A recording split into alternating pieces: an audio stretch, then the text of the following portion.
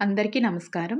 ఈరోజు మన వీడియోలో ప్రముఖ రచయిత యండమూరి వీరేంద్రనాథ్ గారు రచించిన 'అంతర్ముఖం' అనే పుస్తక సారాంశం గురించి తెలుసుకోబోతున్నాం. మనందరం జీవితంలో ఒక్కసారి అయినా ఇలా అనుకొని ఉంటాం కదా! నేను నిజంగా ఎవరు? నాకు ఇలా ఎందుకు అనిపిస్తోంది?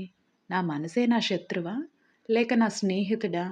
ఈ ప్రశ్నలన్నిటికీ సమాధానం వెతికే ఒక గొప్ప పుస్తకం 'అంతర్ముఖం'. ఈ పుస్తకం బయట ప్రపంచం గురించి కాదు.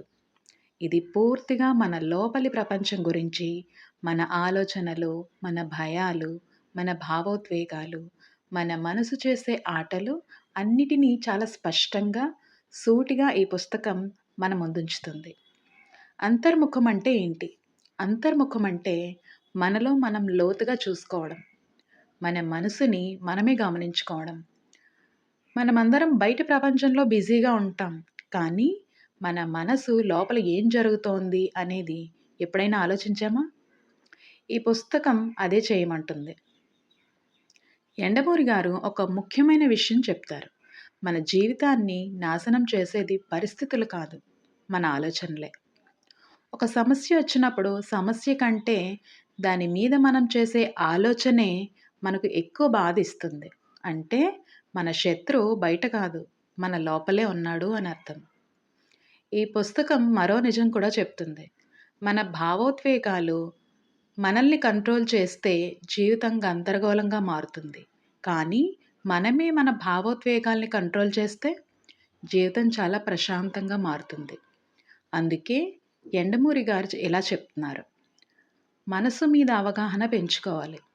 ఈ పుస్తకంలో ధ్యానం, స్వీయ పరిశీలన, ఆలోచనల నియంత్రణ గురించి కూడా చాలా బాగా చెప్తున్నారు. రోజులో కొద్ది నిమిషాలు మనతో మనమే మాట్లాడుకుంటే మన సమస్యలకు సమాధానాలు మనలోనే దొరుకుతాయి.